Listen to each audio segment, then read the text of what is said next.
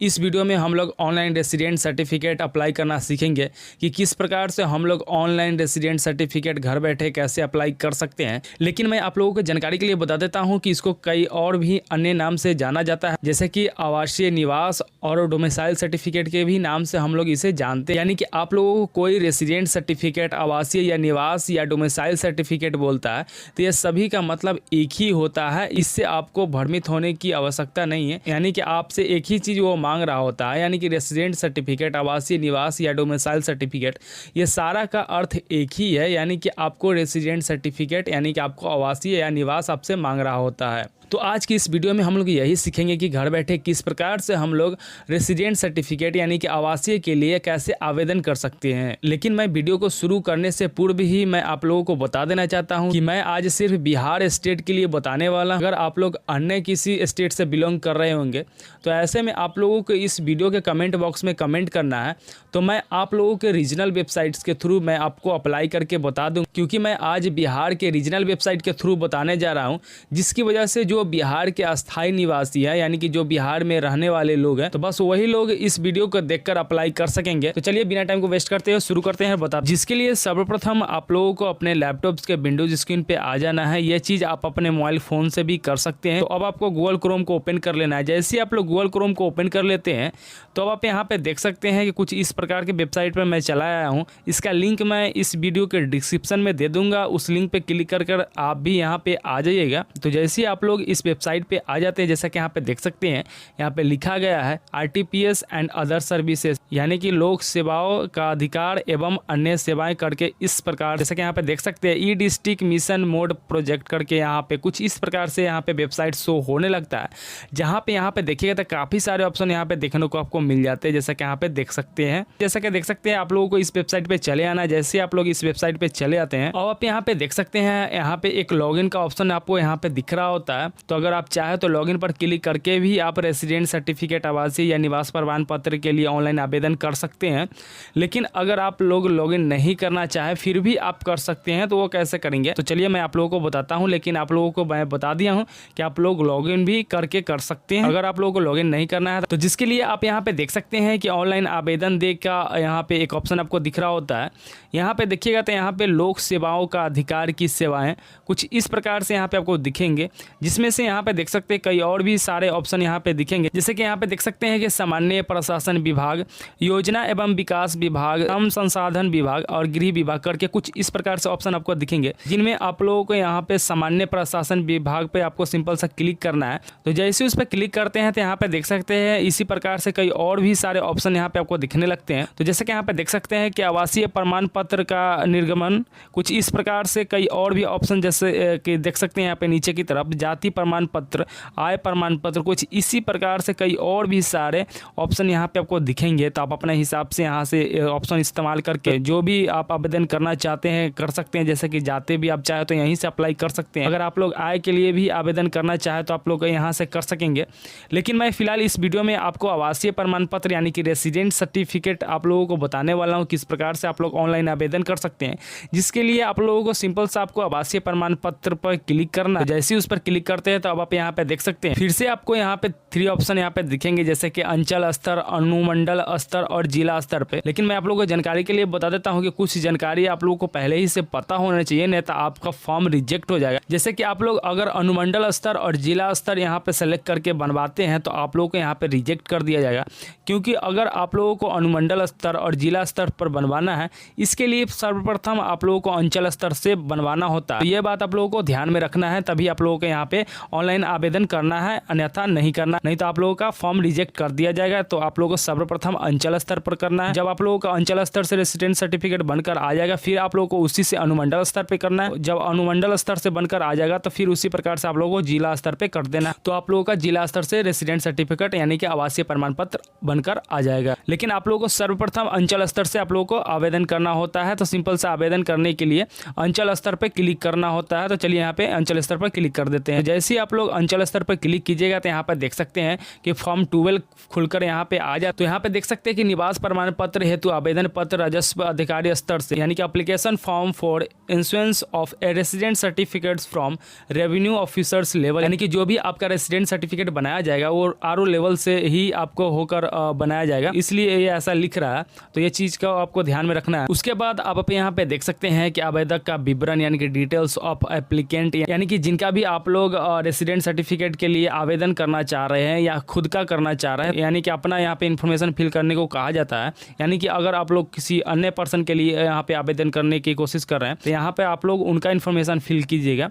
जैसे कि यहाँ पे देख सकते हैं कि लिंग, यानी कि यहाँ पे सर्वप्रथम आप लोगों को यहाँ पे जेंडर चूज करने को कहा जाता है, यानी कि यहाँ पे देख सकते हैं पुरुष स्त्री, और यहाँ पे तृतीय लिंग यानी कि थर्ड जेंडर यहाँ पे सेलेक्ट करने को कहा जाता है। तो यहाँ पे देख सकते हैं कि मेल फीमेल और थर्ड जेंडर, यानी कि अपना जो भी आपका जेंडर होगा ये यहाँ से सेलेक्ट कर लेना। उसके बाद यहाँ पे देख सकते हैं कि अभिवादन यानी कि सैल्यूटेशन यहाँ पे सेलेक्ट करने के लिए कहा जाता है, लेकिन मैं आप लोगों को बता देता हूँ कि ये मैंडेटरी नहीं है। आप चाहे तो इसको स्किप भी कर सकते हैं, काफ़ी लोग इसको स्किप कर देते हैं, लेकिन आप चाहे तो इसका इस्तेमाल कर सकते हैं। उसके बाद यहाँ पे देख सकते हैं कि नेम ऑफ एप्लीकेंट, यानी कि जो भी आवेदक का नाम होगा सिंपल सा आपको यहाँ पे नाम उसका देखकर लिख दीजिएगा। अगर आप लोगों को कोई प्रॉब्लम हो तो उनका आधार कार्ड से आप देखकर नाम आप यहाँ पे फिल कर सकते हैं, क्योंकि जब भी आप लोग इसका सपोर्टिंग डॉक्यूमेंट्स दीजिए वो सपोर्टिंग डॉक्यूमेंट्स आधार कार्ड ही दीजिएगा, जिस वजह से आप लोग जो भी इन्फॉर्मेशन फिल कीजिएगा इसमें आप लोग आधार कार्ड से ही फिल कीजिएगा।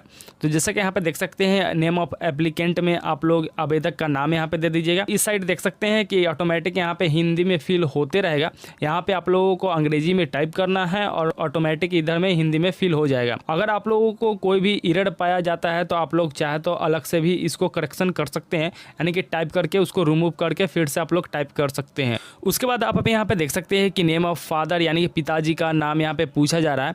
तो जो भी उनका पिताजी का नाम होगा, यानी कि आपका जो फादर का नाम होगा या जिनका भी आप अप्लाई कर रहे हैं उनका जो फादर का नाम होगा सिंपल से आपको यहाँ पे फादर का नाम यहाँ पे टाइप कर देना है इंग्लिश में। जैसे ही आप लोग यहाँ पे अंग्रेजी में उनका फादर का नाम टाइप कीजिएगा यहाँ पे ऑटोमेटिक फादर का नाम यहाँ पे हिंदी में टाइप हो जाएगा। उसी प्रकार से यहाँ पे मदर्स का नाम यहाँ पे टाइप करना है तो यहाँ पे ऑटोमेटिक मदर्स का नाम हिंदी में टाइप हो जाता है। उसके बाद यहाँ पे देख सकते हैं कि नेम ऑफ हस्बैंड्स का यहाँ पे नाम फिल करने को कहा जा रहा है, तो अपने हिसाब से यहाँ पे टाइप कर लीजिएगा। उसके बाद यहाँ पे देख सकते हैं कि आवेदक का मोबाइल संख्या, यानी कि मोबाइल नंबर ऑफ एप्लीकेंट, यानी कि जो भी आपका मोबाइल नंबर होगा या जिन भी लोग का आप लोग अप्लाई कर रहे होंगे उनका जो मोबाइल नंबर होगा वो सिंपल से आपको यहाँ पे टाइप कर ले। उसके बाद यहाँ पे देख सकते हैं कि आवेदक का ईमेल, यानी कि जो भी एप्लीकेंट का ईमेल होगा वो सिंपल से आपको यहाँ पे टाइप कर लेना है। उसके बाद यहाँ पे पता, यानी कि एड्रेस, यानी कि जो भी एड्रेस होगा, यानी कि जो भी अस्थायी पता होगा आपको वही सेलेक्ट करना है, अदरवाइज आपका फॉर्म रिजेक्ट कर दिया जाएगा। यानी कि जो भी आपका आधार कार्ड पर एड्रेस होगा वही आपको यहाँ पे सेलेक्ट करना है और प्रूफ में आपको आधार कार्ड ही अटैच करना है, जो कि मैं अभी आगे आपको बताने वाला हूँ। जैसे कि यहाँ पे देख सकते हैं कि यहाँ पे राज्य यानी कि स्टेट सेलेक्ट करने को आ गया है, तो जाहिर सी बात है मैं बिहार स्टेट के लिए बता रहा हूँ। तो सिंपल से आपको स्टेट में बिहार सेलेक्ट कर लेना है। उसके बाद जिला यानी कि डिस्ट्रिक्ट अब अपना यहाँ से सेलेक्ट कर लीजिएगा। कुछ इस प्रकार से सारा डिस्ट्रिक्ट का नाम यहाँ पे शो होने लगता है।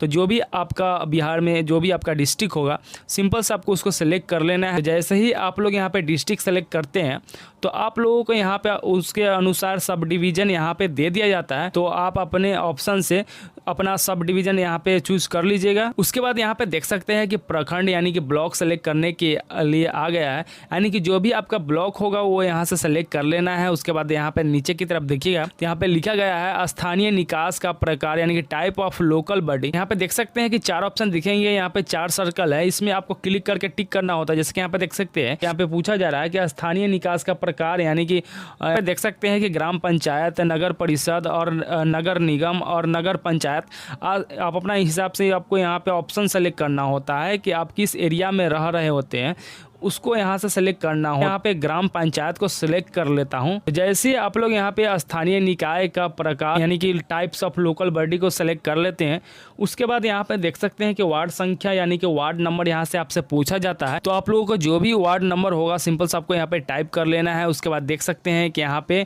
ग्राम पंचायत यानी जो भी आपका विलेज का नेम होगा सिंपल से आपको यहाँ से सेलेक्ट कर लेना होता है।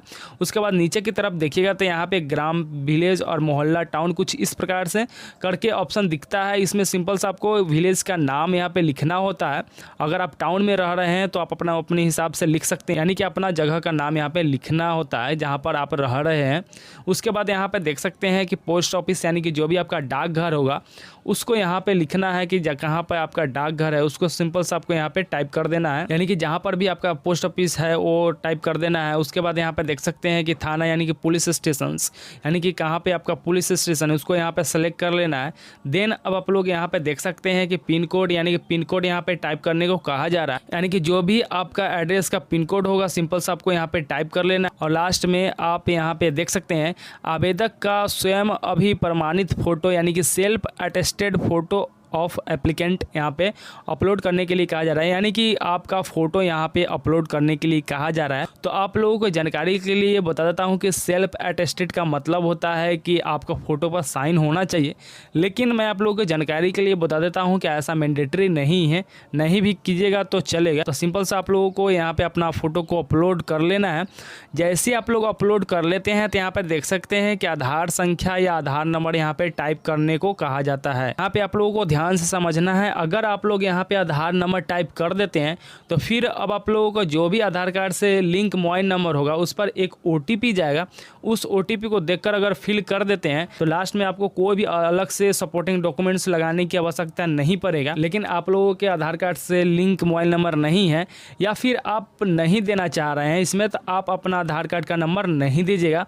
लेकिन मैं आपको रेकमेंड करूँगा कि आप आधार कार्ड का नंबर नहीं दे तो वो इसी में ठीक रहेगा, क्योंकि इसमें कई दफ़ा ऐसा देखा गया है कि ये रिजेक्ट भी फॉर्म कर दिया जाता है। उसके बाद यहाँ पे देख सकते हैं कि अन्य यानी कि अदर्स यहाँ पे देख सकते हैं कि निवास का प्रकार यानी कि टाइप्स ऑफ रेसिडेंस पूछा गया है कि आप लोग अस्थाई निवासी है, जो भी आप लोग अभी एड्रेस फिल किए होंगे, यानी कि वही पूछा जा रहा है कि जो आप लोग अस्थाई है या अस्थाई है।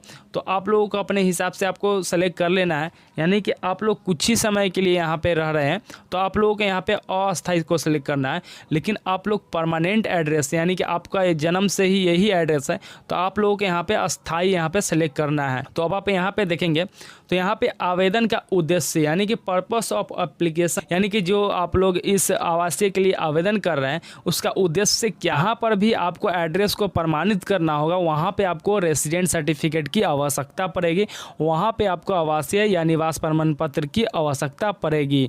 इससे साबित होता है कि आप वहाँ के अस्थायी नागरिक हैं, इसी कारण से ये सर्टिफिकेट का इस्तेमाल किया जाता है। जैसे कि अभी न्यूज़ में भी देखे होंगे कि राशन कार्ड के लिए काफ़ी सारे लोग अभी जातीय आवासीय और निवास को बनवा रहे हैं, तो आप लोग इसमें फॉर राशन कार्ड भी लिख सकते हैं, यानी कि राशन कार्ड के लिए, या अगर आप लोग स्टूडेंट हैं और फॉर्म भरने के लिए या फिर किसी भी ऐसे जगह पर देना चाहते हैं जहां आपको निवास को प्रमाणित करना होता है तो आप लोग उस चीज़ को यहाँ पे फिल कर सकते हैं। अगर आप लोगों को समझ में नहीं आ रहा तो आप छोड़ भी सकते हैं, मैंडेटरी ये नहीं है। उसके बाद यहाँ पे देख सकते हैं कि स्व घोषणा यानी कि सेल्फ डिक्लेरेशन करके एक दिख रहा है। इसका मतलब ये होता है कि यह कहा जा रहा है कि जो भी आप लोग ऊपर इन्फॉर्मेशन फिल करे हैं वो सत्य है। अगर असत्य पाया जाता है तो आप लोग दंड के भी भागीदारी हो सकते हैं। तो ये चीज़ का आपको ध्यान रखना है कि आप लोगों को यहाँ पे फेक इन्फॉर्मेशन फिल नहीं करना है, तो आप लोगों को सजा भी हो सकती है। तो आपको स्व घोषणा यानी कि सेल्फ डिक्लेरेशन को एक्सेप्ट करने के लिए सिंपल सा आपको आई एग्री पे क्लिक करके टिक कर लेना। तो जैसे आप लोग यहाँ पे टिक कर लेते हैं, अब आप नीचे देख सकते हैं कि एडिशनल डिटेल्स करके एक और ऑप्शन नीचे की तरफ दिख रहा होता है। उसके नीचे देखिएगा तो यहाँ पे वर्ड्स वेरिफिकेशन यानी कि कैप्चा शो हो रहा होता है। तो जैसे कि यहाँ पे देख सकते हैं कैप्चा शो हो रहा है, यही कैप्चा आप लोगों को यहाँ पे फिल करना होता है। टाइप कर लेने के बाद अब आपको प्रोसीड पे क्लिक कर देना है। उसके बाद आपको नेक्स्ट पेज पर भेज दिया जाएगा, जहाँ पे यहाँ पे देख सकते हैं कि application not at submitted to proceed, click on the appropriate buttons available at the buttons of this page. आप लोगों को यहाँ पे नीचे की तरफ जाना है। जैसे आप लोग यहाँ पे नीचे की तरफ चले जाते हैं तो यहाँ पे देख सकते हैं कि ड्राफ्ट रेफरेंस नंबर एक जनरेट हो जाता है आपका, लेकिन आप लोगों को यहाँ पे नीचे की तरफ आना है। नीचे की तरफ आने के बाद आप लोग यहाँ पे देख सकते हैं कई और भी ऑप्शन यहाँ पे दिखेंगे, जैसे कि अटैच, एनेक्सा और एडिट और कैंसिल करके कुछ और भी ऑप्शन दिखेंगे। अगर आप लोगों को कोई गलती हो गई है यानी कि पीछे इन्फॉर्मेशन फिल करने में कोई त्रुटि हो गई हो तो यहाँ पे एडिट पे क्लिक करके आप लोग उससे सुधार सकते हैं। अगर सब सही सही है तो आप लोगों को अटैच एनेक्सा पे सिंपल सा आपको क्लिक करना है। जैसे ही आप लोग अटैच एनेक्सा पे क्लिक करते हैं तो आप लोगों को नेक्स्ट पेज पर लेकर जाता है। यहाँ पर देख सकते हैं अटैच इनक्लोज करके एक पेज ओपन हो जाता है, जहाँ पे यहाँ पे देख सकते हैं कि टाइप ऑफ इनक्लोज यानी कि दस्तावेज यानी कि डॉक्यूमेंट्स यहाँ पे सेलेक्ट करने को कहा जाता है। तो जैसे कि यहाँ पे देख सकते हैं कि निर्वाचन पहचान पत्र, मतदाता पहचान पत्र, Aadhaar card, driving licence, PAN card, passport. तो इसी प्रकार से कई और भी ऑप्शन यहाँ पे दिख रहे हैं, अपने हिसाब से यहाँ से आप सेलेक्ट कर सकते हैं। तो जैसे कि मैं आप लोगों को पूर्व भी बताया था कि आप लोग आधार कार्ड ही सेलेक्ट कीजिएगा, इससे जल्दी बनने का चांसेस रहता है और आप लोगों को जल्द ही बनाकर भेज दिया जाता है। जो भी आपका ईमेल आईडी होगा उस पर भेज दिया जाएगा। तो आप लोगों को आधार कार्ड को ही सेलेक्ट कर लेना है। तो जैसे कि देख सकते हैं मैं आधार कार्ड को ही सिलेक्ट कर लिया। आधार कार्ड को सिलेक्ट कर लेने के बाद सिंपल सा आप लोगों को फाइल को अपलोड कर लेना होता है, यानी कि जो भी आपका आधार कार्ड का फाइल होगा वो डॉक्यूमेंट साइज आपको 2 MB से कम होना चाहिए। जैसे देख सकते हैं यहाँ पे लिख रहा है document size should be less than 2 MB, यानी कि 2 MB से छोटा होना चाहिए, जैसे कुछ इस प्रकार से। उसके बाद सेव एनेक्सा पे आपको क्लिक कर लेना है। जैसे आप लोग सेव एनेक्सा पे क्लिक करते हैं तो अब आप यहाँ पे देख सकते हैं कि एक्नॉलेजमेंट वाले पेज पर लेकर जाता है, यानी कि फाइनली आप लोग आवेदन की प्रक्रिया आप लोगों को यहाँ पे समाप्त कर दिया जाता है और आप लोग ऑनलाइन रेसिडेंट सर्टिफिकेट के लिए आवेदन कर चुके होते हैं, जैसे कि आप यहाँ पे देख सकते हैं।